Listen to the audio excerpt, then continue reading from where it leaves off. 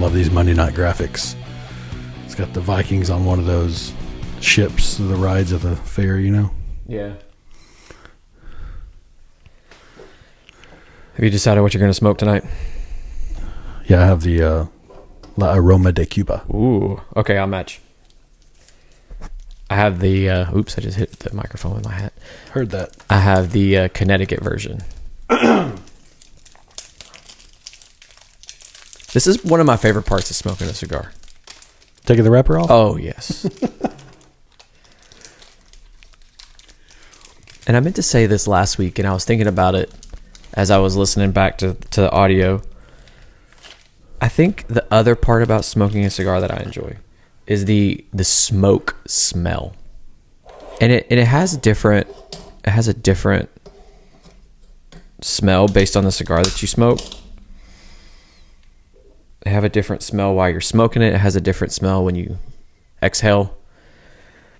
I just like it. I enjoy it. Well, I feel like what you like about cigars is what people don't like about cigars. The smell. But isn't that kind of the part, like, Yeah. That's like part of the enjoyment of it. Yeah, definitely agree. Okay, and I found a solution to your golf cigar. Your golf cigar. So it's a golf cigar shield. You just slide it right over the end of the cigar, and it shields the ash from the smoke. You didn't really comment on the text that I sent you. I think I was doing something when you sent that. I remember seeing it and thinking, that's really cool. But then, the other thing you said was too much. The portable humidor. Oh. Where you Yeah. you test the moisture of the cigar with the portable humidor. That's too much for me. I mean, I could see people who would really like that, so. I do think I have my... I talked about this a little bit last time, but I think I do have my humidor figured out.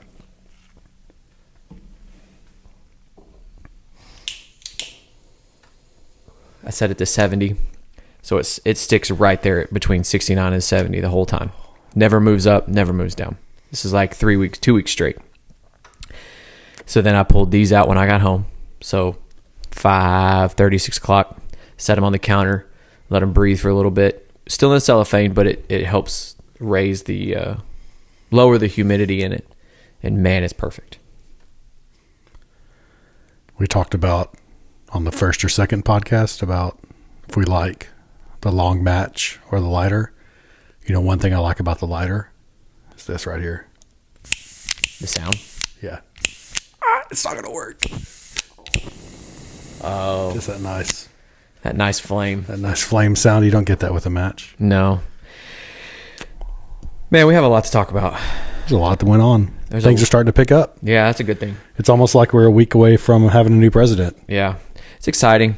Let's talk sports first. Did you enjoy the semifinal games? I did. They were good games. Mm-hmm. All the way. Both of them were really good games. Yeah, I didn't. Of course, I wanted Texas to win, so that's a thing. But I don't know. A couple explosive plays made the difference in that game.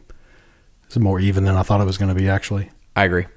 Like, I wanted them to win. I didn't think they were going to win, but I wanted them to win. I think Ohio State's a buzzsaw. I think it'll be a good game, though, with Notre Dame. Yeah, and I'm not real sure who wins. Like, I don't really have a clear... Yeah, Ohio State's a great team. They've had a great year. They lost to Michigan State. Was it Michigan or Michigan I'm sorry, State? Michigan. Okay. Yeah, because the I have a Sawyer friend guy... will kill me for saying that. But the Michigan game is the one where Sawyer almost got into a fight, right? Yeah. Yeah.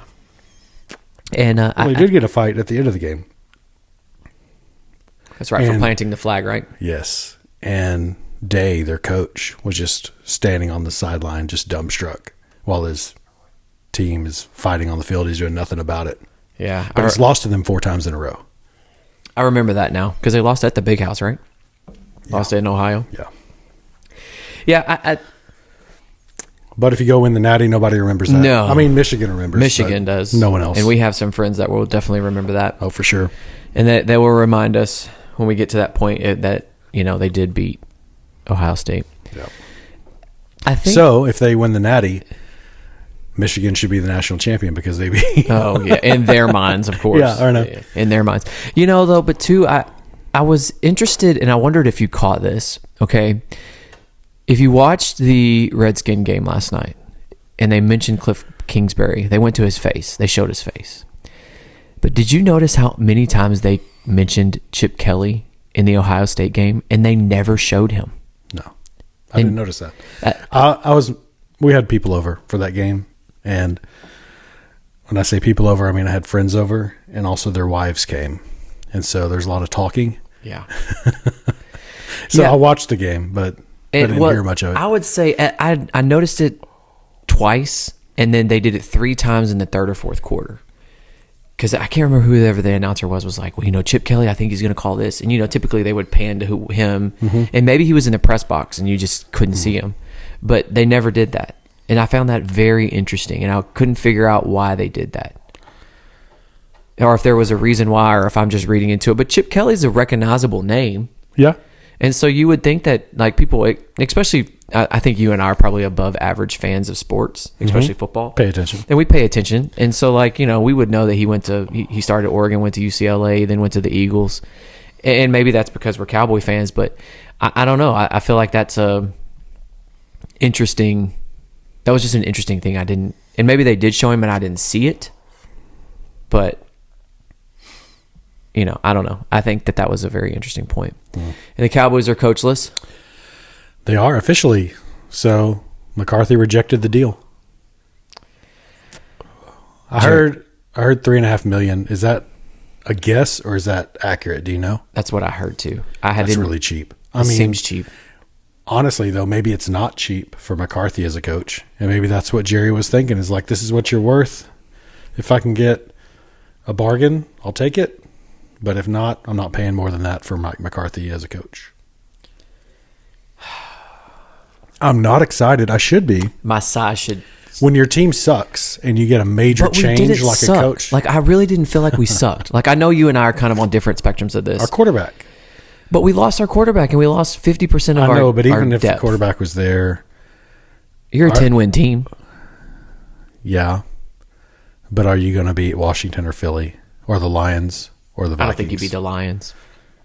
You almost beat the Vikings, or you almost beat the Eagles, and not the last game, but you almost beat the Redskins. And I don't want to make too much of Dak because there's a backup quarterback named Sam Darnold playing in the playoffs tonight. Yeah. So I haven't seen. Are they winning? They are. I'm sorry, no. LA's winning. I said that backwards. 24-3. Kind of running away with it. And the other thing is Jerry wants the Cowboys in the headlines. Like right now, I turn around, literally it's halftime of the game, and what's at the very bottom of the screen? Did you notice everybody knew Vrabel was going to the Patriots, but when Kraft and Vrabel were having their press conferences when this leaked and got all over the news and stole the story. Stole the story, yeah. And that doesn't surprise me. And then I saw somewhere about Mike Tomlin maybe. But then didn't see that one. But it was a rumor yesterday afternoon. Okay. And then I bet he would like to go somewhere else. Yeah. And I've thought about that too. Like, he hasn't had great quarterbacks. He hasn't. Like, if you get past Ben Roethlisberger, yeah, it's been kind of mediocre at best. And he's still very successful. Now, some of it I think is the division he's in, but our division hasn't been great historically. I don't know. I don't think Kellen Moore is the answer, and that may be. And I don't think Jason Witten is the answer. I don't think Dion is the answer. Cliff Kingsbury, maybe, if he's surrounded by the right coaching talent. The little I heard about it on the radio today, they were talking about how much Jerry likes familiarity. And that's Kellen Moore. But that's Jason not Witten. Mike McCarthy. Like the coach he just brought in, Yeah, but I didn't come up through his system. I think that was, I have to go. You said this today, and I'm stealing your thunder a little bit, but Big Red, that goes past him. That's why he had to do that. Yeah. It went past Jason Garrett. So if he brings in another, this is my guy, Kellen Moore type, then you have that. Mm-hmm. Are you caught up on Landman? Mm-hmm. Okay, so you watched the season or episode 10? Mm-hmm. Okay. We didn't talk about this last week because I wasn't caught up yet, but we watched it. We watched it last night. And Jerry said it best himself in that show. Like, that gives the perfect perception of what Jerry wants to be as himself. Like, right? He didn't have to act. Like, it was great. Like that. He wasn't. He was telling his own story. He was telling his truth. Yeah. And it was good. It was really good. I really liked that show. Yeah. And Jerry coming in and giving that speech at that time and in that moment for what it meant at the show is really poignant and really meant a lot. But it's like, it makes me like Jerry a little bit and also makes me dislike him a little bit, because it's like, I like you, like that's a great story, and man, I'm so glad that you get to have a business and businesses with your kids and family's important to you, but man, I wish you See, I like Jerry the owner, right? And I don't know if we've said this on air, if you and I've talked about it, you know, in recording, or if we've talked about it elsewhere. I like Jerry the owner. I do not like Jerry the GM. And if you listen to the fan and Broadus talks about how much control he has over personnel and the decisions that he's making, I don't like, if that's true, which it seems to be, right? I don't like that. I don't like it at all. And so how do you get past that? Because he's not going to step down as GM. He's not going to. And it's Will McClay and then Jerry Jr. Where do we go from here? Like, I don't think they should have let Dak walk. They should have signed him. I mean, I don't think there's any other option. It just sucks that he got hurt. But now what do you do? I think the only way you let Dak walk is if you actually commit to tanking. And he's never going to do that. No. But this would have been the year to do it. Dak hurt. Other teams playing really well. Schedule was a little challenging. This would have been a good tank. But then there were even times where I felt like they were trying to lose and they still won. You know what I mean? Because the NFL, like the parity was so, the disparity between the top and the bottom was so huge. Right. So, I mean, even if you had tried, you may not have even gotten in the top 5. Mm-hmm. So then you may as well be, somewhere where we fell. What was it, 12? Yeah. So I don't know. I'm an apathetic Cowboy fan right now. Yeah, I get that. I think when your team had, whether they suck or not, when they had the kind of season that they had and have been mediocre, had the season we had this year, lost to the 7 seed last year, which NFL memes had a funny, of course they're going to call it out. It's like the only time it's happened since the playoff expanded. Like it's 2 seeds beating 7 seeds is they're 9-1 since the playoffs expanded. And the one is the Cowboys. So you have that. You have the way the season went this year, even with the injuries, putting that aside. And then you're like, all right, we're bringing in a new head coach. That should be exciting because that's a complete game changer, complete culture changer, everything. But I'm just not excited. I don't think anything enough is going to change to make a difference. But history tells us that it's not going to either. Right. So it's like, what are we doing? What are we doing? Right. What are we doing? So, anyways, gambling, I suck at it. I did all right. I did okay on a couple games, and then I made a bunch yesterday and lost every single one of them. So yeah, thanks.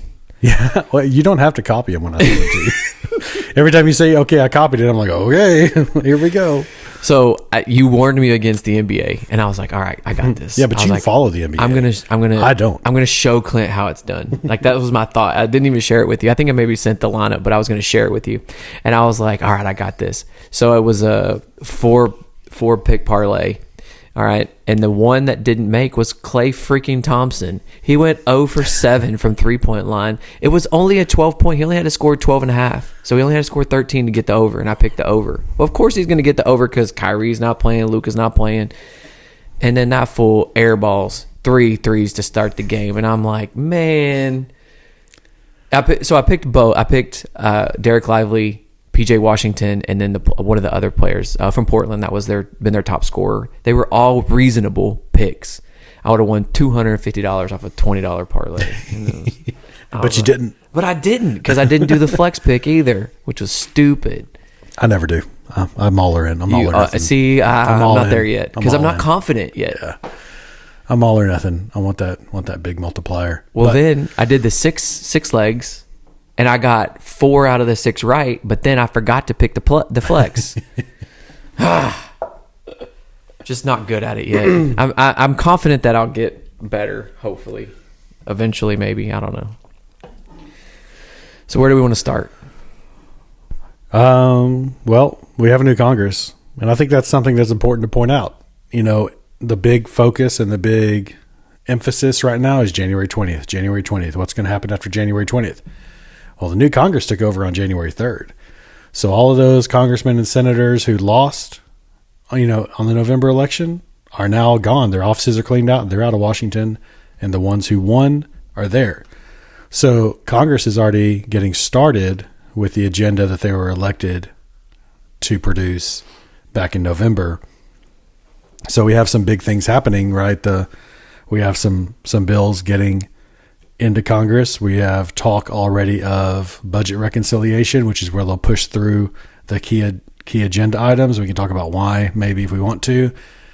But you have confirmation hearings starting tomorrow, which is good. And you're short a senator because as of last Thursday at midnight, J.D. Vance resigned to get ready to obviously become vice president. Ohio is a governor appointee state. So like in Texas, it has to go to special election. Our governor can appoint up until a special election. Ohio is the governor appoints and they finish out the term. They're not elected again until the term would normally expire, which is 2026 for J.D. Vance. So whoever Governor DeWine chooses will serve until January of 2027 unless they win. And he said he's going to announce who that is next week. Do you think that has a play in who they pick as the vice president? Yes. I do too. But everyone, there's only 5 states that require it to go to a special election without the governor appointing. So 45 states allow you to do a direct appointment. So he'll appoint someone next week and there's some paperwork, but then that person will be able to go to Washington and serve. It's not like there's going to be a big delay. The Congress is different. So almost every state for Congress is special election. That's why we're having to wait. You know, you have 2 leaving Florida to go to serve in the administration. You have Elise Stefanik leaving New York, which is a Democrat-run state, so you know they're going to slow play the special election. You know, yeah. And I think that the Fetterman coming out and saying some of the things he said. So I don't know if you watched him when he was on Joe Rogan. I don't know if you watched. I watched the whole thing. He's kind of hard to listen to at times. I get very frustrated with the fact that he doesn't dress professional. It frustrates me. We talked about that on the first second. We did. It frustrates me. But he said some things as he was doing an interview, and I don't remember if it was just like a passing interview or if he was standing in the halls of Congress. He just seems to be going in a direction that I didn't anticipate. And I don't know if we really want to expand too much on it. And I have some thoughts on that, but it's like I'm not a hard line. This is what it is. I do feel like it's genuine. Oh, I agree. I think it's genuine too. Because it could be, he's like, man, Bob Casey just won as my colleague, you know, right here. And saw that change from a Democrat to a Republican. I don't want that to happen to me when I come up for re-election. So maybe I need to get a little more conservative. I don't think that's actually it. Even when he ran against Oz, Dr. Oz, he wasn't super liberal or super left. He was kind of weird.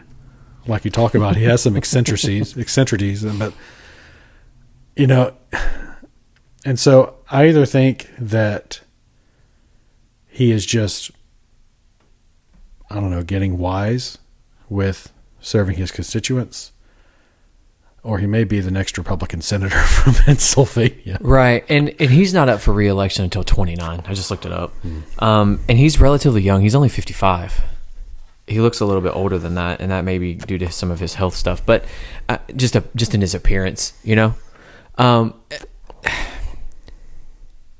I can't help but wonder too how many of these guys are just going with the flow of what is happening. Mm-hmm.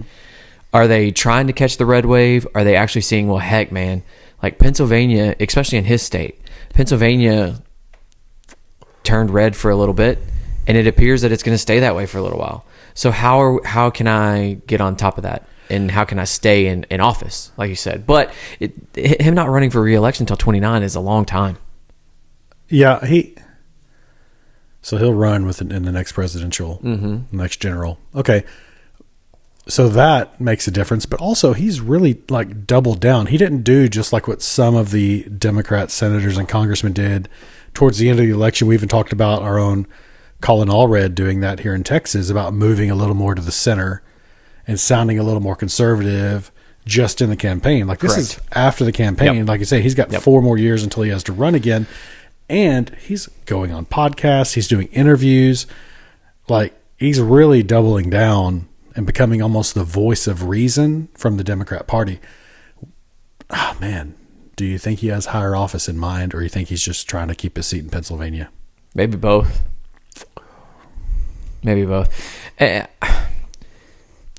He's not going to be able to win the Democratic vote. I don't think he at this moment. I'm going to say this would be my opinion on that. He's not going to be able to win the Democratic vote at this moment. The way the Democratic Party is, there is very little leadership in that group right now. Mm-hmm. So maybe he's looking, maybe not necessarily higher office at the moment, but maybe he's just looking for there needs to be leadership in my party, and there's not any at the moment. I don't know who it's going to be in 28 for the Democrats. I am more and more coming to the realization where I believe it will be someone that is in the establishment. I believe they feel like they went too far left, too far woke with VP Harris. She wasn't necessarily really one of them. She was on the fringes of the party. Correct. And I think you're going to see a very establishment candidate who is from a more moderate or even red state.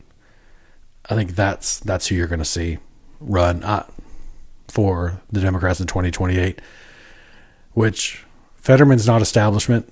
He's new. So I think that's probably what keeps him out of the 2028 discussion. But he's in the same boat as J.D. Vance, just on the opposing party. Right. And both parties, and we've discussed this a little bit, and this will be an ongoing discussion as we move forward throughout this podcast, they both need new leadership at the top. J.D. Vance appears to be taking the lead a little bit in that aspect. Fetterman, maybe Fetterman's that guy. Mm-hmm. I mean, he seems like a likable person. He seems like when you get past the awkwardness, which all politicians have, when you get past that, then seems to be a decent human behind it. I guess if you see him start putting on suits, then you know he's trying to appeal to the base. Maybe. And that's when you know he's going to run. But at the moment, he's still walking around in his sweat jacket and sweats. And I don't know why that bothers me so much. Because, I don't know why it does either. I don't know why it does. Maybe it's just because I feel like you should have a little more respect for the halls of Congress, and maybe I'm holding that position too high in esteem. No, I'm with you on that. And I'm not saying you have to wear one all the time, but man, let's take off the baggy gym shorts and sneakers and put on some pants. Golf pants and a polo. That's a nice compromise, right? What's wrong with that? Now we're talking about what senators wear. We are the Senate Fashion Podcast.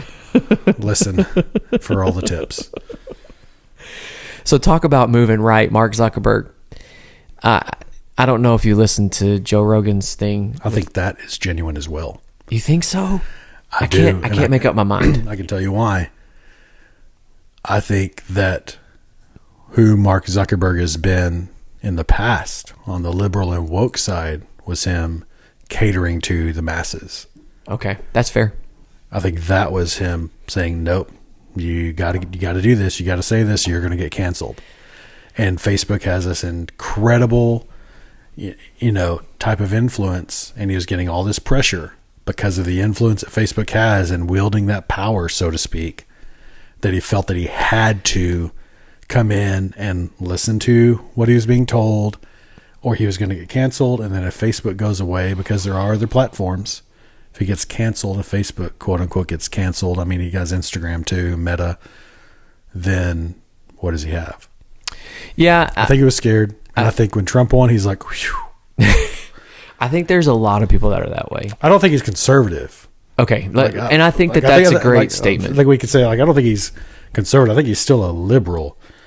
But I think what we need to talk about is, like, the politics of Obama and Clinton are not what we've had the last 4 years. Yeah. I agree. Much farther to the left. I agree. So I think Zuckerberg and some of these others find a warm and happy home under a presidency like Clinton or Obama had. But what's been happening the last 4 years has just been off the rails, and I think they're glad that it's over.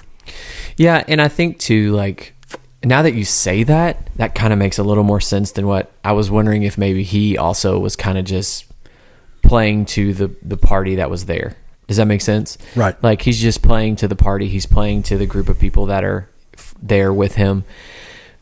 That makes a little bit more sense in my brain than that, because he always looked so uncomfortable. Yeah. When he would go and testify, he always looked, and I mean, I realize he's a programmer, right? Yeah. And he said that multiple times. I just want to build stuff. Like, I don't really care about politics. I just want to build stuff.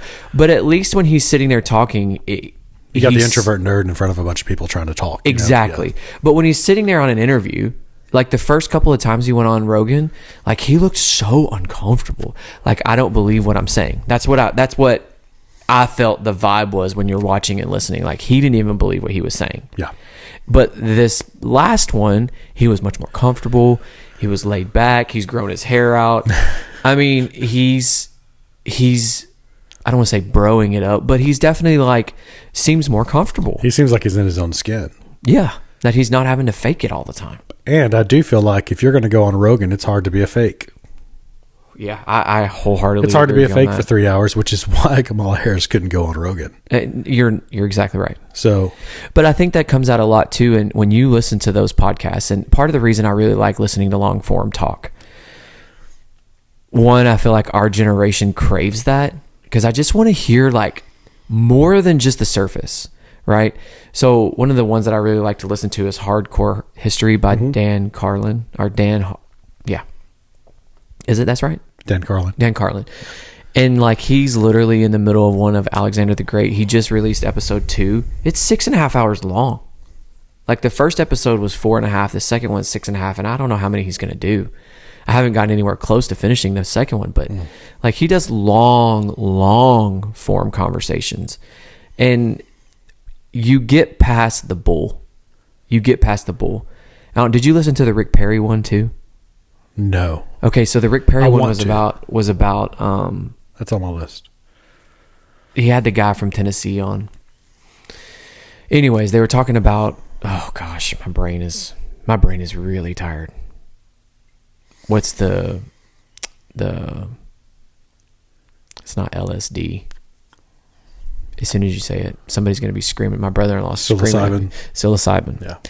And he's talking about how the effects that it has, and how Tennessee and Texas are going to be on the forefront of this. And I don't know if, like, one, I'm not sure. I don't have a full formed opinion on that. But my point in saying that is, you could see genuinely how 2.5 hours in, these guys are still very passionate about what they're doing. And even the Trump interview, you get to the point, and I think Fetterman was the same way. I got frustrated with his voice, the same way with RFK. I can't listen to RFK talk for very long. Not because I dislike the guy, just because it's hard for me to listen to his voice. And I think that that's a huge part of this. I think that, what else? Like, Zuckerberg made some points about COVID that I hadn't thought about. He said, I wrote some things down. He says that COVID caused the breakdown of governmental trust. He said that Biden told him he was killing people during COVID, and he felt very personally attacked by that. That's what I'm talking about. And first off, how dare the administration call that? Like, that seems to me like that's some kind of a violation. Maybe it's not. Maybe our government has always done stuff like that, and we're just not really hearing about it. But how dare the administration call someone like a Mark Zuckerberg and tell them, hey, you have to take this down? Or tell them that they had to take down memes, or like... that turned out to be correct. Yeah, that's exactly correct. And that frustrates me. I don't want to say it angers me, because I expect it from our government at this point. Yeah. But why in the world makes you think you can call someone like that and tell them they need to take that down?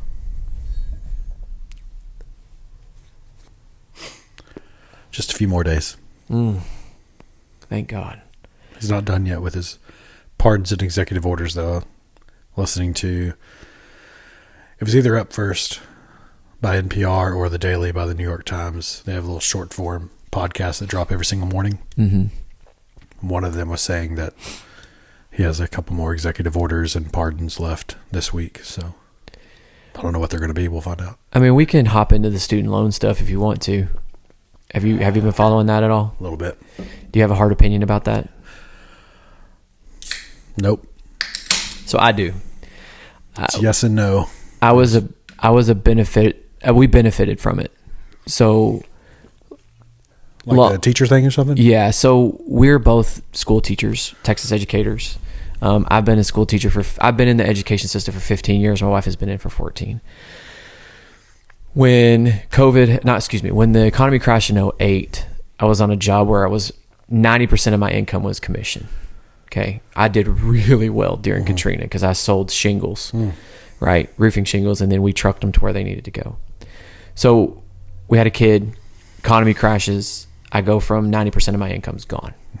So 2 options. 1, take out student loans. 2, go on welfare. What was that? Well, I chose student loans, right? So we took out student loans. We definitely took out more than we should have. Like, there's no doubt about that. But I don't think anyone ever explained to me how the compounding interest works, right?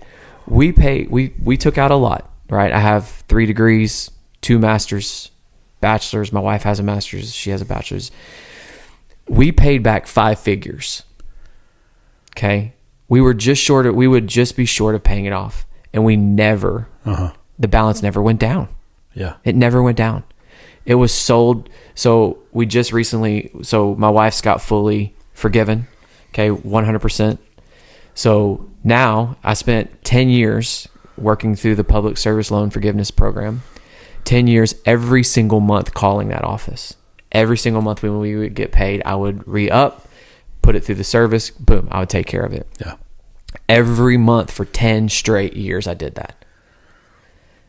So now it's on we had to do some stuff. We're cleaning up our credit, trying to work on all that.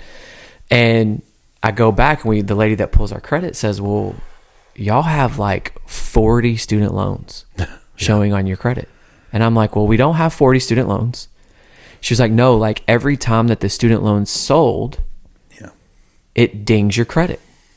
Now, I was trying, like, it didn't make sense to me until she sent us the report. So on my wife's credit report, it's 30 of them, 35 of them, but we never had that many. Yeah. And so every time it sells, boom, ding it again, sells it again, boom, dings it again. And then we consolidated it. So then now all those loans still stay there, but now they're just showing open. So we end up having to pay a little bit of money, and the credit bureaus took them all off. Right. So, but again, if I hadn't done that for 10 years, we wouldn't even be in a position to even have them forgiven. Yeah. So it's just, it's one of those things. And now they've changed the mortgage loan stuff to where you can't get it. It just puts you into you have to go conventional, which we don't have 20% in a $400,000 home. That's what, $70,000. My take on all of it is very broad brush. Like, yes, there are people with strong opinions about I don't want my tax dollars paying off people's student loans. Okay, I can see your point. I get it. On the flip side of that is, did you have a problem with Trump stimulus and PPP loans? And what's the difference? Did you have a problem with Ford and GMC receiving huge bank bailouts, and then the banks receiving huge bailouts? All right, don't talk about the banks. They paid theirs back with interest. Well, you see my point. Auto manufacturers didn't. You see my point, though. Oh, I do. No, and that's the point that I make. Like, hey, when PPP came along and all of these people who own small businesses took out PPP loans, they never paid back. What is the difference? There's not a difference. Like, especially businesses that definitely took those out because the threshold to qualify was so low. You did not have to have a business like a hotel or restaurant that was severely affected. Those types of businesses got even more. You could have a business still operating, still making money, still able to make payroll, and still qualify. Maybe someone who listens to this took one of those out and that wasn't you and you actually needed it and you would have had to fire all your employees. If not, fine. Okay. But the majority of that money went to businesses who did not need it to stay afloat and to continue paying their employees. Right. And they never paid $1 back. So if you want to say I have a problem with both of those things, be consistent. But you can't dislike a loan forgiveness program one president does and like another. I like your point. When we're not recording, hold on. When we're not recording, I have to tell you a story because I cannot tell the story being recorded. I have lots of those. And also, I think it needs to be comprehensive type of relief, like student loan relief, but also the reason college got so expensive is because student loans got free and anybody could take them out. Right. We've talked about this. Anytime government tries to intervene, which is what they did by guaranteeing student loans, you just made college more expensive because now I don't have to come up with the cash to come pay you. Mm-hmm. I have the ability to just literally go down and say, hey, this is my tuition bill this year. I don't have a job. I'm a college student. Right. I have no income, no assets, no job, nothing. But I can come get this student loan, thousands, tens of thousands of dollars. You'll let me just every year go into debt more than my tuition and get money back on just every single semester with no recourse. They're not bankruptable. They're guaranteed by the government. And that means that the college can say, hey, guess what? This tuition semester used to be $7,000. Now it's $15,000. Now it's $20,000. Oh, I can't pay that. Okay, well, that's all right because I can get you this student loan and get all your room and board paid for, and also here's some extra money to live on that semester, and then we'll do it again come January. And it's not that has to be addressed. And I saw there's two options that are being placed out there. One is just capping student loans at 1%. 1% interest from the government. Yeah. Okay, that's a start. Again, a baby step like what we've talked about before. The next option is to cap the price. Just to say, banks hold student loans. Right. So PPPs are the same way. If you did not qualify to get your PPP, because some people didn't. Some people took out the PPP loan and they went gangbusters and did not qualify. Or they qualified, but they didn't fill out all the paperwork to get their PPP loan forgiven. Those loans are on the books at 1%. That's what the interest rate is for PPP loans that did not get forgiven. What is the percentage of those? Do you know? Oh, I don't know. Is it a lot? No. Okay. No. But, every little bank around has a small little portfolio of PPP loans still on the books. But the banks earn more than that 1%. Off of the money that was loaned. It's government subsidized. Right. So if you cap interest on student loans, it's not like it still has a cost to it. Right. And I think that's a start. That's a start. And you and you and I are both in this boat. Like, we're about to send a young adult into the world, and I'm doing my best to help my kid understand that, hey, please do not take out student loans. Yeah. Right. And maybe one day we'll dive into the whole reason why I had to take mine out. That's just a little pinch of the story. But I did not understand at 18, 19, 20 years old how this would affect me when I was 40. But when you go to matriculate at any college, you can walk down the sidewalk and there's lots of tables and tents set up with Capital One and all these credit card companies having you sign up. My wife, the first credit card she got is because she went and matriculated through college, and there was the table outside. Here, come get you a credit card. So you have a credit card, and that was how she got her first credit card. She didn't go out and get a credit card because she needed it. She got it because it was shoved in her face, and here's all the shiny banners. Here's some free gifts, and that. It's predatory.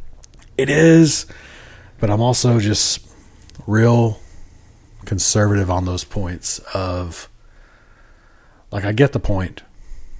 It's just whatever you do about it, like, you have to be careful of how it's going to affect the market. So here's my next concern / worry / wonder. If they close the Department of Education, what happens to all those student loans? Because the Department of Education currently owns my student loan. Now, it's managed. They own the servicing. But it's managed by somebody else. Yeah. So where does that go? I'm asking because I don't know. I think when Trump talks about closing the Department of Education, he's talking about making it not a cabinet level position. You're still going to have functions and administrative functions at the federal level for education. Like the things we talked about before. There are federal laws on the books, Supreme Court cases on the books that the government has to enforce. Like, you're still going to have that. But we've only had a Secretary of Education since Carter. Like, it hasn't been forever. It's been 50 years. We can do away with that and still keep some administrative functions. But that's a legitimate concern I have. Mm-hmm. Like, what's going to happen with this? All these different programs that they've rolled out from Obama, Trump had some, Biden rolled out like 14 different ones that you can enroll in, and none of them are simple. None of them are simple. And they keep saying, well, we're just making it easier for the borrower. Okay, that's great. Then just keep it the same. Because as soon as I would figure out what hoop to jump through and I would start jumping through it, they'd move it. Yeah. And so then it became even more difficult. And I mean, I knew that my hope was that hopefully one day if I paid these 20 or these 10 years and these 120 payments, that it would be forgiven. And thank God it was. Yeah. And now I'm scheduled for the same thing. Now, will that change? Because I'm scheduled for March of 26. Am I going to be able to receive that same public service? I think everybody will be grandfathered in. I don't think they'll take away. Now, that's what they've programs. said. That's what they've said. Yeah. And that they're going to start new going this semester. So January of 25 is when it's going to start the new changes. So does that affect those kids who have already enrolled, or does that affect the students who are now in their senior year and they maybe have 4 years of that? And see, I think it would have an effect. It's just sticky. I don't think it has anything to do with where you are in your college education. I think what they will do is it'll have an effect on anything you start now. Okay. But I don't agree with, like, the thing about the loans, inflating the cost of college is real. I don't think anyone would deny that that's what's happened, and that's why, loans have there's so much student loan debt out there, and that college has gotten so much more expensive. But if you cap the cost of college, like, that's going to have an unwanted effect, and that's a segue into the wildfires. Like, it's a kind of a backdoor segue into it, because I don't think it's a backdoor segue at all. It talks more about the insurance side of it, where the state of California said, hey, you can't raise people's rates that much on insurance. And the insurer said, okay, bye. And they canceled policies. Because then now they're saying, well, you can't cancel your policy. Yeah, they can't tell them to do that. They can't make you enforce a contract. I mean, your insurance is a year policy. Usually homeowner insurance is a 1 year policy. It's 12 months, right? So they can't make you say, no, they can't tell a company, you have to engage in a contract with someone when this one expires. They can try, and they probably will, but the government getting involved with that is the insurance crisis. And the people that hurts are the regular people. The movie stars, the rich people, are most likely or could be likely self-insured. So they may have insurance, but it's a totally different looking insurance policy. Right. When you're worth tens of millions of dollars and you live in a $20 million house, I mean, yeah, you want some insurance on that. Or maybe if you're worth $500, $600 million, you don't. Because you're like, I would pay more in premiums than this is actually worth to me. Correct. Now, if you live in a big fire zone, that's probably not the case. Even if you're worth $500 or $600 million, you probably still want some insurance, because there's a chance, more likely than a house sitting somewhere else in the U.S., that thing's going to burn down or be hit by an earthquake or a tsunami. I mean, you got a lot of things going on. Yeah, there's a lot of natural disasters, and that can go on out there. So what really hurts is the person who has a job, and like the 2-income family working regular jobs in Altadena. Like, Altadena is not a just big rich town. Correct. I've seen some stories, and I actually know somebody who lives in Altadena and lost their house, and like, they just have regular jobs. But, what are they going to do? Well, they still have insurance, thankfully, so they are, but will they be able to rebuild their house and get another insurance policy? But then, like, on the insurer side, why would you do that? Yeah, the thing about it is the insurer is going to replace the property. They're going to rebuild the house right in the middle of the fire zone because that's what they do. Yeah. They're going to replace, but then are you going to be able to get insurance? And are you going to be able to afford the insurance on it for what it's going to cost once your house gets replaced and rebuilt? So let's kind of talk a little bit about that. Like, first off, how do they not have enough water? Like, that's the first thing. Like, I learned about this. So I'll let you go first, and then I'll listen, and then I'll respond. One thing. Now, as far as keeping the hydrants charged, that's management oversight from what I know. But they actually have restricted the water flow into Central and Southern California from Northern California that melts in the snows on purpose because there's a particular type of fish correct that it would get rid of if they did that. So a smelt. Southern California is so dang dry and they have a water conservation problem to keep this fish alive. Now, what do you think the people of California want more?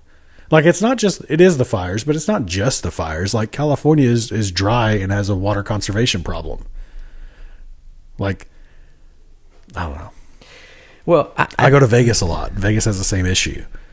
Like, because all they have is Lake Mead and the Hoover Dam to get all of their water from, and Vegas is growing.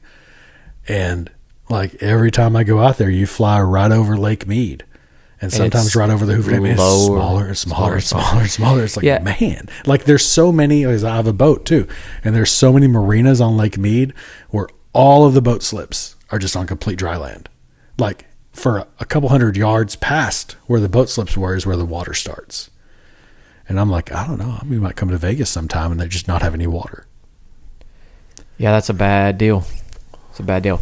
And I think the thing that is, you made this comment last week, Biden says Biden things. This is just the most California thing I've ever heard of, right? Mm-hmm. Not having the backup reservoir for fires full. Like, not even trying to have it full. Well, then yesterday we're sitting at the tournament, and this guy sitting behind me is like, well, I don't understand why they just didn't take all that salt water out of the ocean and dump it. I'm like, well, bud, if you take, that's great. Like, yeah, it puts the fire out, but then you literally kill all the vegetation. Yeah. You're literally salting the earth. Yeah, that's not good. You can't do that. That's not good. I mean, now they are. They did. It got to the point where they had to. Picking it up. Those planes, helicopters are picking water up out of the bay and bringing it in and dumping it on the fires, and but that's the last resort, though. It is. Like, you literally have no other resort, because, like, that's the action before the causation, or whatever, the cause and the effect, right? The effect of what they just did is going to be decades. So it's like, for me, I think it's a real easy calculation. Yes, we go pick up salt water to save lives. Otherwise, no. I mean, I don't know. That's complete mismanagement.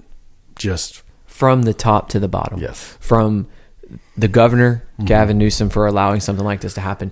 Like, I was trying to find like a Texas equal, like something that has happened here. The biggest thing I can think of is when the electricity went out. They crucified Greg Abbott and just killed him for that.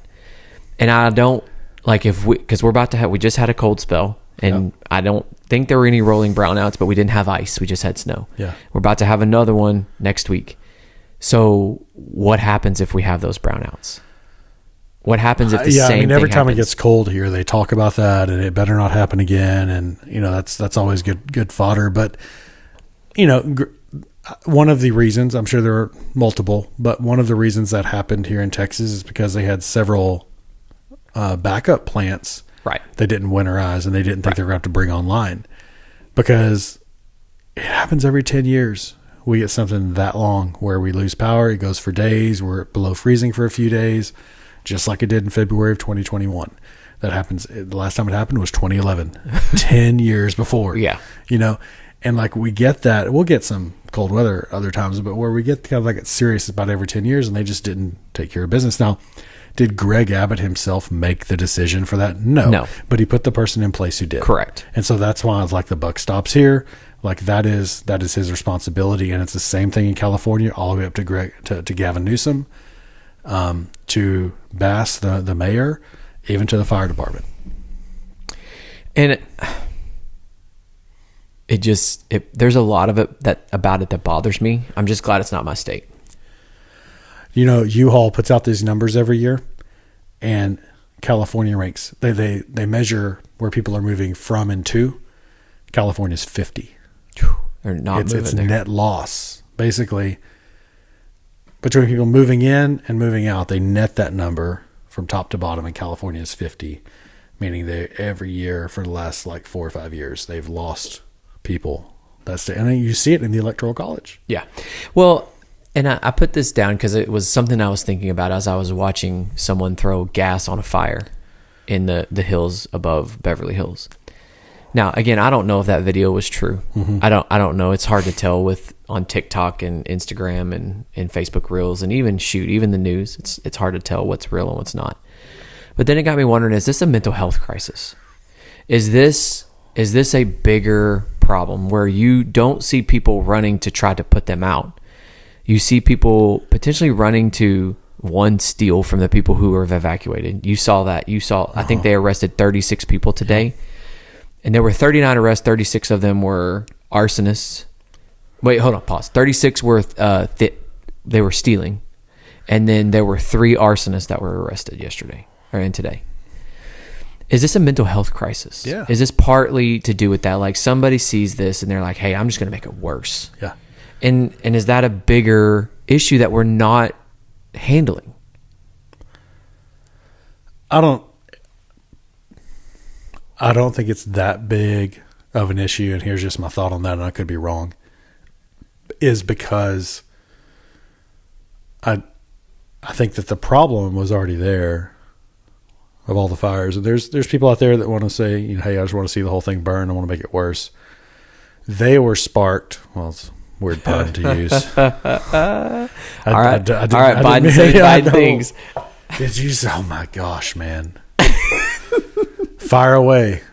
Pardon the pun. And she laughs. Like, again, Biden says Biden things, but they are still clueless. When I saw that, I immediately thought of you, and in my head, all I could hear is Biden and Biden things.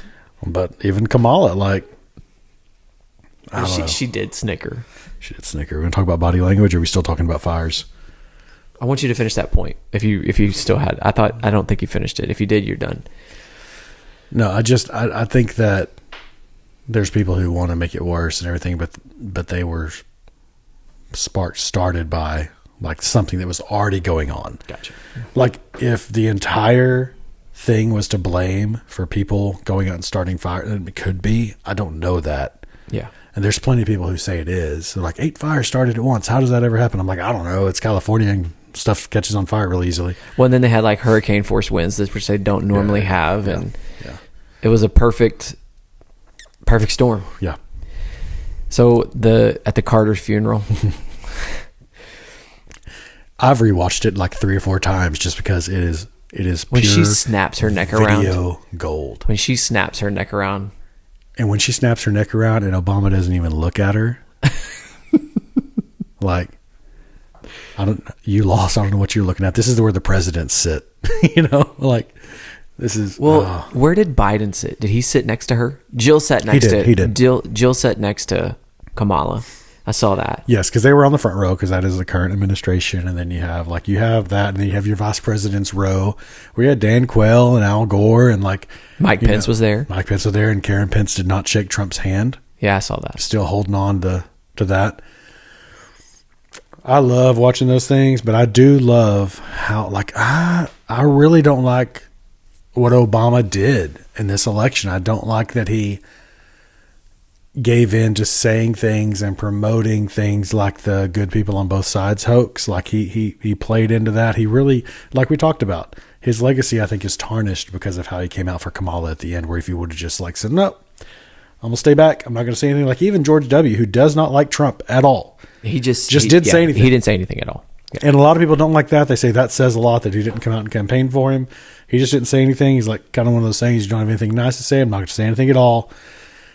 Obama could have done the same thing, but did not. Michelle had an excuse for not being there. Prior family arrangements. The consensus is that she didn't want to be in the same room with Trump.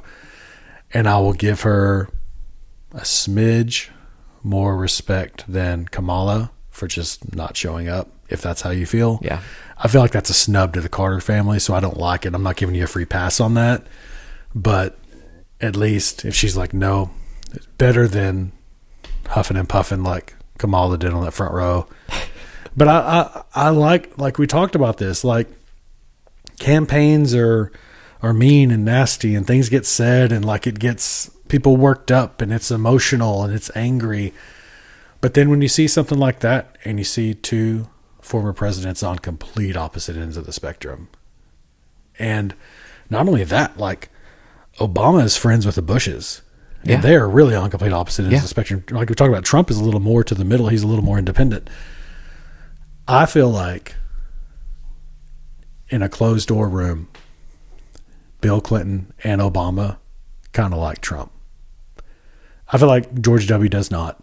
I feel like they're not getting along. I think it's just because. But I feel like Clinton, Obama, and Trump could sit at a bar and hang out. Because I think this goes back to what we've talked about before, because Trump is a. People aren't going to like what I'm about to say. Trump is a Clinton, Obama Democrat. Yeah. That's what he is. Like, and he hasn't actually come out and said that, I don't think. But there's so many people that have come out. The list goes on and on. They played Clinton clips talking about immigration and the border that were right in line with what Trump was saying. And so like if someone who's listening just heard you say that and you're like, absolutely not. There's no comparisons between Clinton and Yes, Trump. there are. I'm not saying that Trump is following in Clinton's footsteps or anything like that, but I'm saying if you look at what Clinton was saying about some of these issues when he was president, they match pretty close to exactly what Trump is saying, especially in the area of immigration. And Obama too. Yeah, I mean, Obama goes further to the left, more big government. I mean, Trump's never going to come out and push Obamacare, which was Obama's signature. Like we got to say that. But but on immigration, you do have some of the same. Well, and especially in his first term, with the mass deportations that are being talked about. So I was watching an interview. I believe it was today. Could have been yesterday. My days are starting to run together. But it was with Hegseth, and he was asking. They were asking him, if you know somebody is illegal, and you go in and their wife is there, and this person has committed crimes. Mm-hmm. The male has committed crimes and the female is there, but she's also here illegally. And they were asked, well, are they going to both be sent back? And he said, well, yes. Are they undocumented? The answer is yes. In this scenario, then yes, they both will. And I have a hard time wrapping my brain around what that actually looks like. I saw that they were going to set up some kind of hotline. I don't know if that's actually true or not.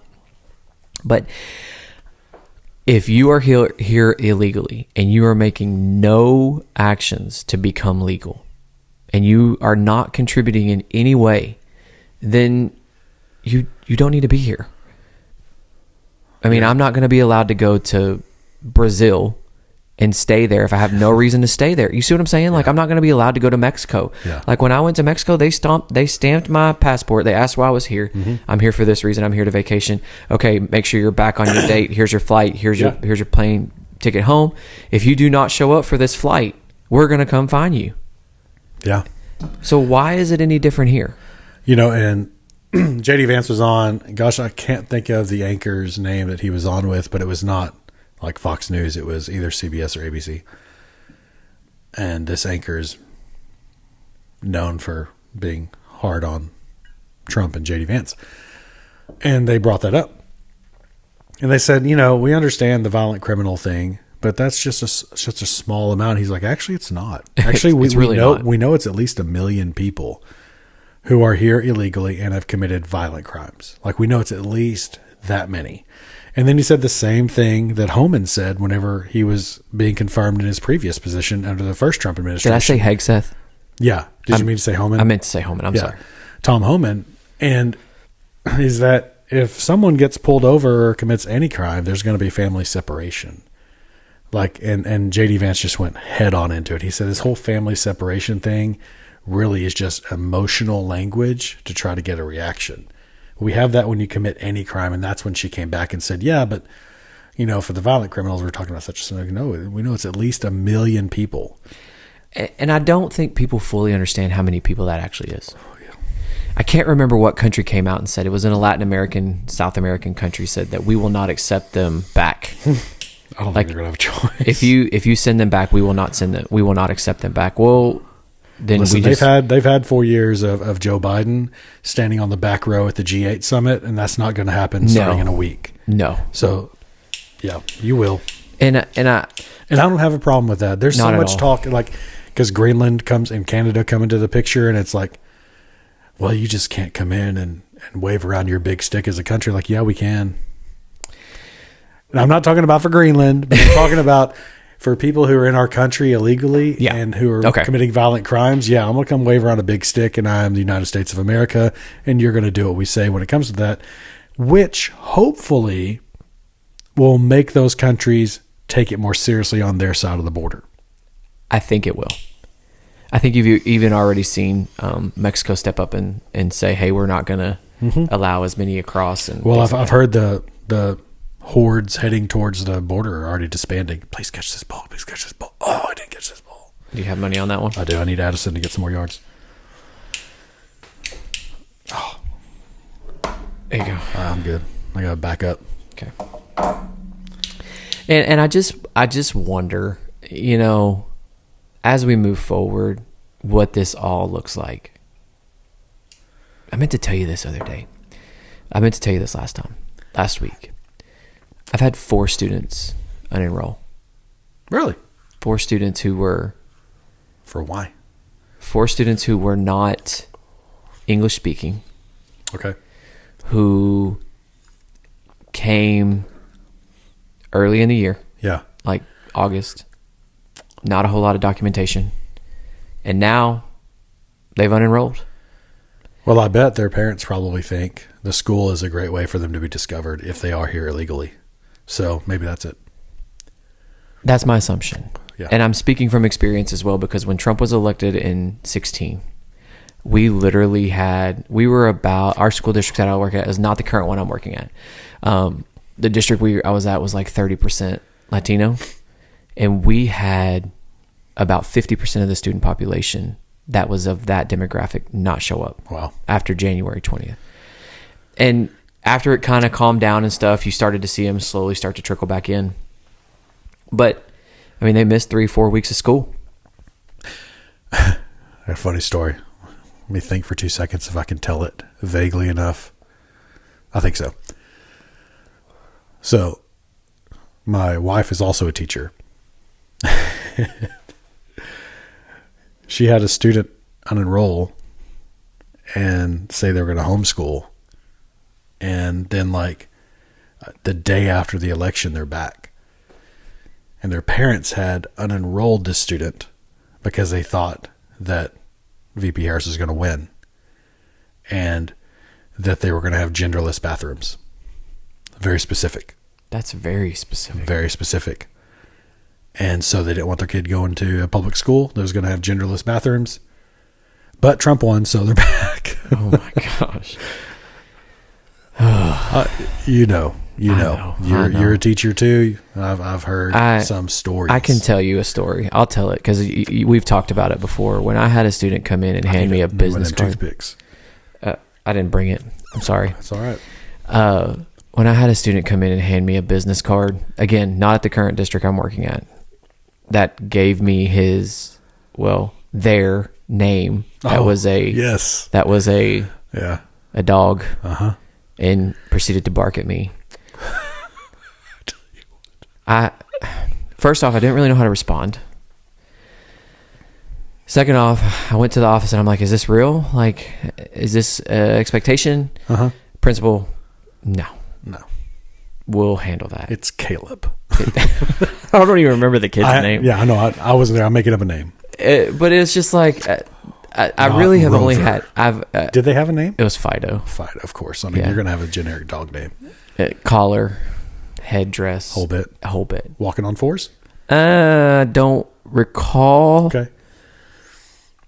I never saw them do that. Okay. That doesn't mean that they didn't do that. Maybe in the hallway. Dog bowl at the lunch table. No, Oh, no, they're not committed then. I'm not making this up either. Like, I know this sounds ridiculous, but this is actually what happened. He carried it in, like, you know how like Oh, like the big Saint like- Bernard. yeah. No way. it was it was like a necklace. 20% of me feels like I shouldn't be laughing. 80% of me is cracking up on the inside. Because we can talk about like DEI That's a true story. and inclusion. That's a true For- story. for- I'm not making that up. I know. I wish I was making it up. I know you're not. My wife's a teacher. Not to scare everyone away from school. That's the rarity. It's not everyone, but it does happen. I mean, and I think we can hop into DEI. I know I texted you and you said what you said, but, and not bad. It was just whatever. I wonder, and we're seeing it already. So my mother-in-law, who was a remote worker, I've talked about it a little bit, that she was 3-2, right? Mm-hmm.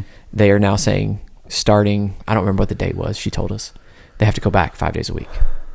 Problem is, they've moved since COVID Yep. to a smaller building. I don't remember the exact number, but it was like there's 10,000 workspaces and 14,000 employees. So what are they going to do? Math ain't mathin'.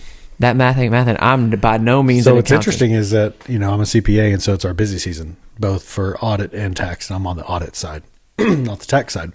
And so I had myself, because we do hoteling, which is where we go into, it's That's a weird term. It's powered by Zoom. So Okay. you go in, it has an entire map of our office, and you click on a office. I get to work in an office. So I generally pick the same one. So the if it's hoteling available. is like where you go to. Everybody, all the way up through partners, have to do hoteling. The managing partner and like the HR person, the admins, they have assigned offices and desks.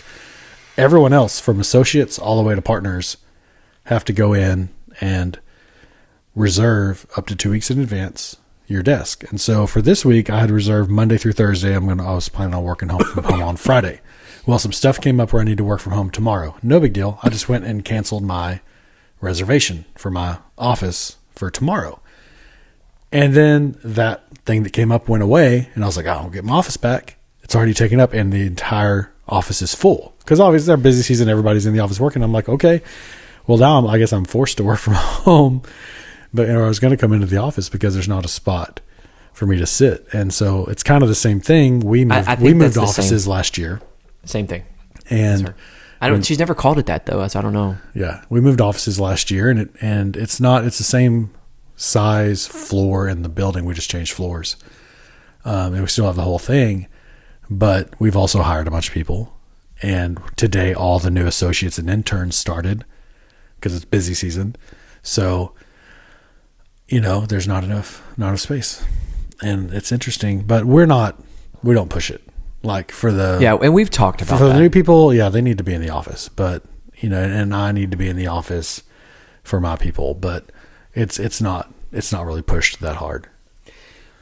Did you? Amazon has the same problem. Did you see they were going to start requiring their people to come back, and there's not enough There's office, not enough room to come back to. office space. And I wondered how long this was going to last. Right? I didn't see that there was ever a way that we could go fully remote for as long as we did. I really didn't anticipate it lasting until this long. But this goes even further, even like with the fires in California. Like they had a specific group that they were looking for. Yes. I mean, I don't know about you. I know a lot of firemen. 95% of them are male. Right. I don't know if I know a female firewoman. Yeah. Except for California, where I saw them on TV. I'm sure it exists, but But I'm sure, like you say, it is a minority. It's probably a minority for several reasons. One is there's probably more guys that want to be firefighters than there are females. Like that exists, right? I think I know more female police officers. I do know several, yeah. And I think that's where DEI comes down to. Again, I'm very, kind of like we were talking about student loans, I have a very abstract, like big picture view of it. There was a time in our country, more pronounced than it is now, where it was more difficult for females or for people of color or different minorities to be able to be treated the same as people who were not minorities when it comes to getting a job. Like that has existed in our history, and like we're not denying that. But what you can't have with DEI is a swapping of that to now disadvantage the class of people or whatever, the race of people who have not been disadvantaged in the past. Like that's just as wrong to come around and do that. Yeah. And I've always had a hard time with this. I don't know if it's because the way that I was raised. It's hard to talk about, man. It's hard to get words around it and still come across saying, yes, I do have empathy for this. But at the same time, like you can't do something that's wrong to try to correct something else that was wrong. Yeah. And so I just finished a graduate class. We can talk about that later, but one of the professors was taught, we would lecture and then you would respond accordingly via Zoom, right? It was like 3 hours every night. I was referring to a conference that I was going to, and it's called the Teaching American History. It's like a lecture series, and you go and you listen to these people talk about very specific events throughout history. And basically what it is just a bunch of history teachers nerding out over an event, right? That's what it is. Like I'm a nerd like that. Literally over Christmas break, I read 5 books about Texas history, right? For this graduate level course. So I'm telling him about this, and I'm trying to encourage the people in this community that we have of group, all different ethnicities. There's like 20 of us in this group that are listening to this lecture, and I'm telling the guy about it. And his first response was, he was like, well, I just looked it up and every single one of those guys is white. And I was like I kind of took pause, and I was like, so my response back was, why does that really matter? Yeah. Like, so I'd gone to one in October, and it was talking about the logistics of World War II. That was it. It literally just talked about moving of humans and equipment for World War II. That's all it talked about. The guy was a former general in the Army. He was a former Marine. And then he had his teaching assistant there who was an African-American woman. He talked about the actual logistics of it, like the numbers and all the stuff like that. And then she talked about more of the human side. Great perspective. It was like there was like 150 people there listening to this lecture of all different races, all different genders, all of it. And I don't think one person in there cared what that person looked like up there in front of us talking. Yeah. So we had to write a final paper. I had to write 12 pages over the historiography and memory of Texas history. I won't bore you with the details of that. But in my final paper, like I wrote, like that really bothered me, that was a point that was made, because to me, it doesn't matter. Yeah. Like it doesn't matter who writes this and what bias they may or may not have. I automatically assume that there's some, because they're a historian, right? There's going to be natural bias in everybody's opinion. Right. But why point it out? Yeah. His response was, I think about that all the time, and why does it matter? Which was interesting, because that was not the take that he had during the lecture. Yeah. So it was just a very... like, I don't think that matters to me. And so back to the DEI stuff, I have a hard time because, like, my dad was a football coach. Well, naturally, I'm around a bunch of males. Yeah. Half of them were white. Half of them were African-American. I don't have a problem. Like, why does that matter? I don't. And that's kind of where I'm at. And, like, I'm glad that we're kind of going more to the center. Like, okay, maybe we don't need to have all of this. Maybe we need to go back towards the middle because... maybe we just need to hire the best candidate. I have two, like, again, I think it has to be approached like big picture and like a big tent. So, because I think if you can get down to the weeds and say, well, this one person, you can find situations on each side. You can still definitely find. And I think we can agree with that. Discrimination has happened. You can find that when you get down into the weeds. But just thinking big picture, I think what I just said, I got two things. What I just said, that you can't go do something wrong to correct a previous wrong. Correct. So you've got to be careful there. Also, if you find a pocket that looks discriminatory, it's also okay to go investigate that. Correct. Like I audit banks for a living, and one of the things that banks get audited on is called fair lending. So the government, the regulators will come in and they will look at every loan application they denied that they did not make a loan on. If they find that every single loan application or a high number of loan applications they denied were loans where women were the applicant, they're going to dig into that. And they're going to say, all right, I want to make up some stupid number. 70% of the loans you denied were women applicants. You're going to have to explain that. Now, if it's that high, that's going to be really difficult to explain. But the bank then has to come in and say, okay, one by one, this person didn't meet our credit score requirement that we have across the board for everyone. Okay. This one didn't meet this. We have across the board for everyone. There's a thing called redlining. So they look at where you make your loans in your geographic lending area as a bank. And if you're not making loans on the south side of the tracks, so to speak, they're going to come in and say, why aren't you making loans down here? And say, well, you know what?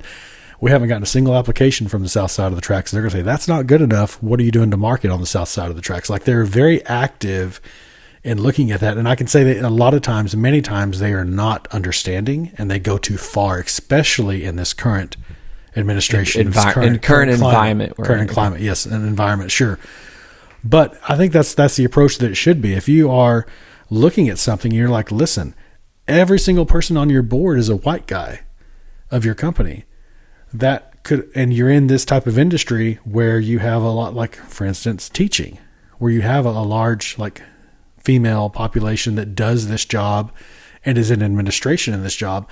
That's something that you should look at and say, why is that? You know, like, that's probably a bad example because those. No, it's a perfect example. They're elected though. Like, yeah. They're elected at large by the population. So but like, if you take a company and your entire board is white guys, like, that doesn't mean it. I'm going to get off on a little slight tangent, and I'm going to tie a little bow on this. That doesn't mean you should have to go out and say, all right, we have to get someone who's not a white guy on our board because all we have is white guys. Like, that feels wrong to me to make that just the requirement. But if you're a publicly traded company, it is a requirement. Like, that is now. Why is that? Is that part of the DEI thing? Yes, that's now a requirement. So if you're a publicly traded company of a certain size, you have to have board members who are diverse. Okay, so So I that want means you to could put a bring tack some- in that for just a second because I believe that's why Mark Zuckerberg went and got Dana White. Okay, because I believe that, and I believe this wholeheartedly, the last 8 years, we were so far to the left that every board, it seems like anyways, was full of left-leaning people. Yeah. And then you get into an echo chamber, right, where all you hear is some of this stuff that you only agree with, right? And Zuckerberg said that. He was like, look, I needed somebody that's going to be able to push back on certain things and be able to have lively debate. Yeah. And it was, I believe that should be an aspect of it too. Like, we can't have everybody who's a Republican in a room yelling at each other, because then you're only you're gonna only have this vacuum and echo chamber of yourself. Yeah. Whereas if you have this broad spectrum of this, so I'm teaching about the Mongols, the Mughals, which is in northern India. Okay.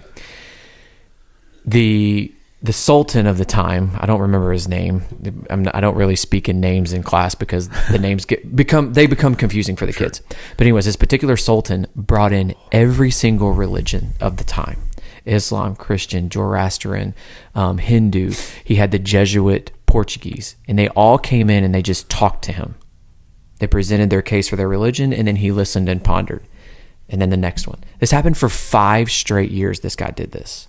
Okay. My students can't understand that. Well, if he was a Muslim, why did he want to listen to what the Christian said? If he was a Christian, then why did they allow this to happen? And that's something that's totally against everything that they understand. And when we're having this conversation like that, I bring up, like, hey, you can't just constantly listen to something that you understand and you believe. You have to step outside of your circle. Yeah. That doesn't mean that you have to believe what they believe. Right. That doesn't mean that you have to even follow them. In fact, the Portuguese Jesuits got mad and left because they didn't listen. The Sultan didn't listen. And that's the same concept that you're talking about. It's no different.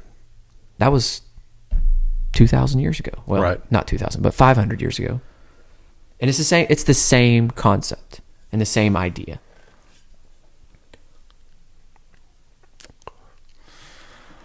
I didn't let you put your bow on it. No, I did. That was good. That's all I was going to say. And I think that this is an ongoing conversation, like many of the topics that we cover that are just baby steps. They're all baby steps. And I'll speak for both of us because I think you feel the same way. I think this is headed in the right direction. Yeah. I think that we're going to see a great inauguration on the 20th. Mm-hmm. I don't have school, so I get to watch the whole thing. Hopefully we get another snow day on Tuesday and I can stay home and watch it on the 21st too. Yeah, I love watching it. I'm excited. You see JD Vance ask permission to skip the galas to go watch Ohio State because the national champion's that night. Is it on the 20th? Yeah. Oh, man. Yeah. So that I mean, it's always that Monday, and that just happens to be inauguration day. So we'll have the Trump inauguration, and then we get to watch the national championship. Where is the national championship at? Atlanta. I should have guessed that. It's either in Atlanta, Dallas, New Orleans, or Arizona. So he's going to take the oath, and then the vice president's going to be at the Ohio State game. I think as well he should be. He should be. As well he should be. He should not be at the gala up there in Washington, D.C. He's a man of the people. I think that's not surprising at all that he would be there.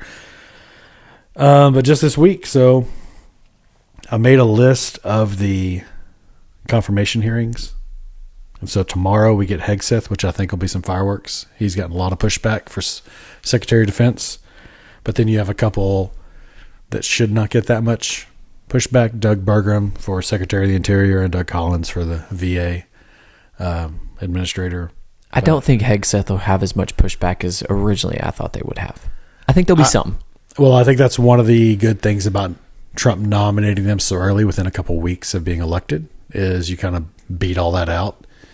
He's going to be a slim margin one. He's not going to be one with 90 senators. I don't think so either. He's going to be, on that. But it only takes two, because JD Vance is not replaced yet. So you have two, I don't think you'll have, you could maybe Collins, Murkowski on Hegseth, but I don't think you'll have any others. Then the next day on the 15th, you have Rubio, which I think you'll have a strong showing for Secretary of State, Kristi Noem for Homeland, John Ratcliffe, our very own, Heath, Texas, former mayor for the CIA director, and then Pam Bondi for AG. She goes into the next day, and Elise Stefanik is on the 16th, the U.S. ambassador to the UN. Tulsi Gabbard won't be until next week. I think you'll see some fireworks with her. Kash Patel will be next week for the FBI director. I think you'll see a lot of fireworks on that. I think Kash Patel. What are the dates on Gabbard and Patel's? Not determined yet. Gotcha. One more thing before we end. Yeah, they usually do Tuesday, Wednesday, Thursday on these things, so probably next week Tuesday. So when you have the inauguration on Monday, nothing's going to happen that day. So maybe Tuesday or Wednesday. So I made the point last week about TikTok. Yeah. So the 19th is the day it's supposed to happen. I think they said today they're going to put a stay, though. That's what the Supreme Court is trending towards. Yeah. I watched a lawyer actually on TikTok talking about it. I don't know this person, right? The guy on TikTok talking about ending TikTok. Right. Well, he was talking, he's a Supreme Court guy. Yeah. And so he always just talks about that information, right? And he kind of predicts what he thinks each justice will do. He has very interesting takes on the personalities of the justices. He also pointed out one of the things he said was the disconnect between the terminology of what the Supreme Court justices were saying. They couldn't understand what an algorithm was. And Thomas and Scalia, I believe, both could not understand. Well, Scalia's can't you just not Scalia? Sorry, I know you're thinking about Sotomayor. Okay, right? Yeah. Sotomayor. He said that both of them were just like, well, you can just recreate this. You can just use it on another platform. And the point that he made was that, you can recreate this algorithm of TikTok, but what you can't recreate is the communities that have been built within the app. And I hadn't thought about it before. I hadn't thought about it like that. I feel like that's a weak argument. I'm going to come down on the side. I know we're going to disagree on this. I don't think it matters as much if TikTok goes away. I do think it'll just be replaced. And I think it does stink, like they have built communities and people have feeds and things like that, but I think that comes back quickly. The problem that I have with is why TikTok? And like if you're going to ban something, China. But so is Temu. So is parts of Amazon. So is parts of Meta. Yeah. So is your So is your phone. Yeah. Like, that's the problem that I have. It goes back to your consensus that you're just be across the board. Yeah. Like, if we're going to say we're not going to allow the Chinese, like we don't want China to take our stuff, that's fine. Okay. I can get on board with that. But then we also need to ban them from owning property. We need to ban our business practices from going there, whether it's through tariffs, whatever. I don't really care. But we have to be equal across the board. Yeah. We can't just go at TikTok and say, you can no longer allow that. Then we can no longer allow any apps that are from China based. None. And now, as of today, do you know what the largest trending app is? It's called Red Note, and it's completely in Chinese. It's 100% Chinese. And so, are you going to start banning that? Yeah. Like, then we start getting into what Zuckerberg and Elon were talking about is free speech. Yeah. So where is that line? So I had a Air Force commander, so high up, tell me that, and I don't know how true this is. He's not someone who would make stuff up, though. That there's concern about even people being around him who use TikTok because of the listening. Yeah. You know, but if the Temu app does that, which, by the way, the SNL skit on Temu, if you haven't seen it, it's hilarious. I saw it. It's hilarious. Zero lead. No forced labor. Yeah. But again, you see my point, though? Yeah. Right? Be across the board about it, but I just think if it does go away, they tried to split it out a few years ago. Right. Under Trump's first term. But I think if it does go away, it'll be replaced and everything will be okay. I think so too. But I was at a volleyball tournament all weekend. And can you guess? I mean, you don't even got to guess. You walk by and you see a phone sitting up and there's 4 teenagers standing there going, yeah, doing all this. They will remember that. Yeah. They will remember. I just think they'll have something else. I agree. I'm not like same with Vine. Yeah. I mean, that all went away too, right? Bring back MySpace, right? And so that is part of the ebbs and flow of social media. Yeah. But I promise you, these kids will not forget that. Yeah. They won't. They will remember that the federal government banned something that they loved. Yeah. Now, we won't know the effects of that because we'll be way past our days of social media, right? I'm talking 10 years down the road, 20 years down the road, where I'll be the old guy on Facebook that's getting put in Facebook jail, right? But they won't forget that, and they have to remember it's not just this. You're affecting them. Now, should they be on social media as much as they are? No. Should we place bans on that? Probably so. Yeah. But where is the line? Yeah. And right now, it's not super clear. Agreed. Well, my cigar's out. Same. Cigars out. I'm out of water.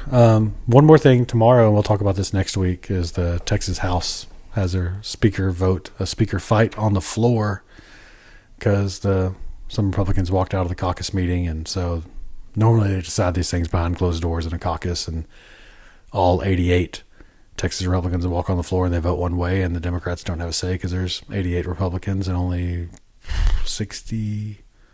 What is that? Would that be 62 Democrats because there's 150 total? Yeah. So they have the majority and they choose a speaker, but there's 2 guys. David Cook out of Fort Worth, who's the more conservative pick, so they say, and then Dustin Burrows out of Lubbock, who's a little more liberal, so they say. And so they're going to have a floor. We'll see how all that pans out.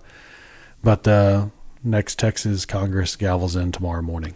It's going to be fireworks. Yeah, I know. We'll hop into this, but yeah. It's see how it plays out. We can talk about it next week. And I just it worries me. Yeah, especially from my career and where I'm at. I mean, there was some big steps for the TRS and Social Security. I don't know if you paid attention to that this week. I actually need to tell my parents about that. I don't think they know. Both my parents are retired teachers, and they can now get Social Security. That's at the federal level. Yeah. Federal level, though. But this is a big legislative hearings and gathering, and this is a big legislative session. There's a lot on the line for public schools. Yeah. And not to be, what is it, Henny Penny, the roof is on fire or whatever, the sky is falling, but if they don't do something, and I said this, 8.2, if they do nothing, if they don't pass vouchers and they do not raise and make some sort of a change, we could potentially see the downfall of the public school system in Texas. Yeah. So it's concerning and a worry. So have a good week. Enjoy the inauguration. Yeah. Stay warm. Hopefully we don't freeze out. Same.